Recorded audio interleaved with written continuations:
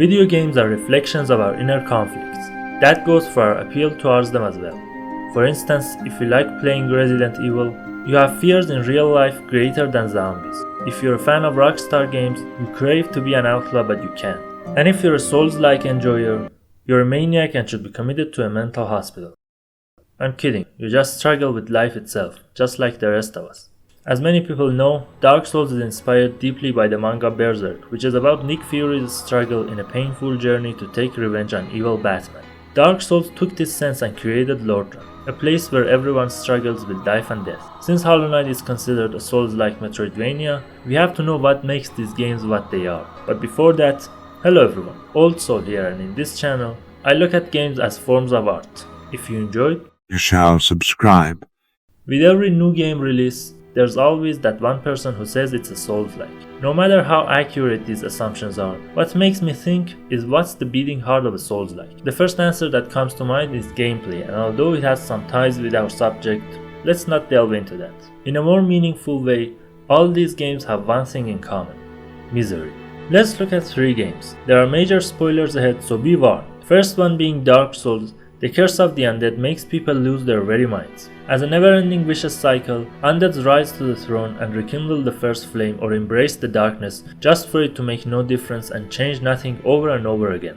Dead Cells is another example. A mad king controlled by paranoia pulls his people into a deep horror. The result? A pandemic that changes everyone into mindless animals while the king hides like a fucking coward. Now where have I heard this story before?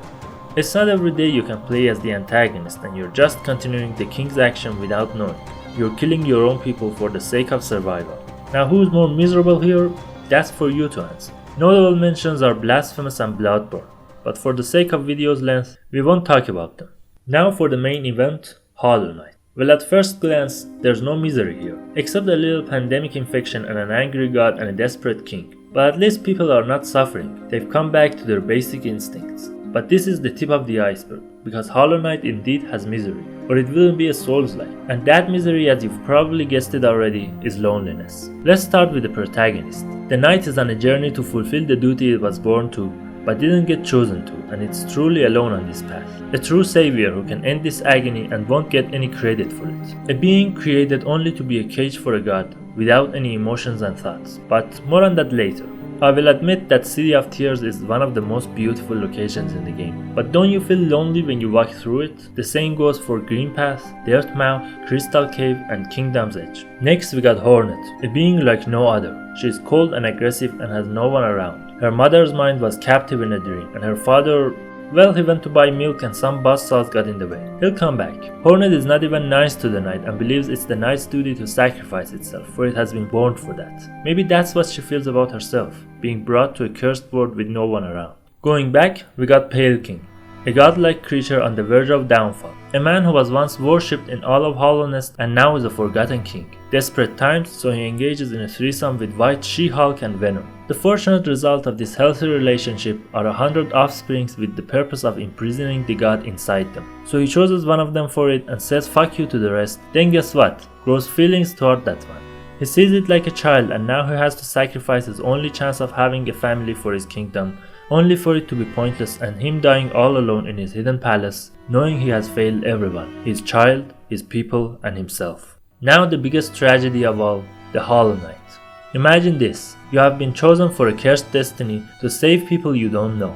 You have to leave all your siblings behind and let them be met with a fate worse than death. You have to be imprisoned with a shitty god for the rest of your never-ending life, and the only mistake you make is feeling not lonely for a second when you're with your father. What a cruel and angry god!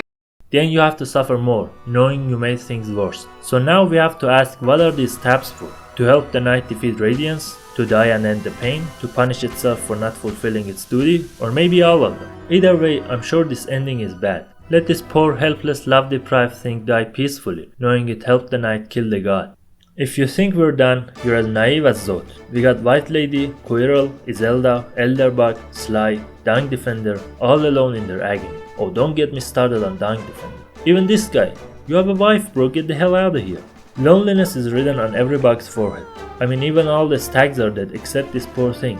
That's so cruel. And if that's not enough to ruin your day, the nailsmith is the only one with a chance of being with someone. But no, let's kill him and with great slash at that. You might ask, why should these characters be all alone? Why is it so crucial? Well, there was a way to escape loneliness and it was under your nose all this time. Joining others in a big cult where thinking is forbidden and killing is okay. I think all the cults are like that. No, but I mean submitting to radiance. This is the price. If you don't want to be alone, if you want to stop the pain, give me your freedom. It also applies to the real world. Free men and women are often lonely because they walk in a path no one does. The path of pain, if you will. That doesn't mean if you're lonely then automatically you're free. Maybe you're annoying like Zod, or don't value loyalty like Traitor Lord, or maybe, just maybe, you never come out like Silksime. If you enjoyed, please like and subscribe, as you know it means a lot to me. And as a wise man once said, Be safe, friend. Don't you dare go alone.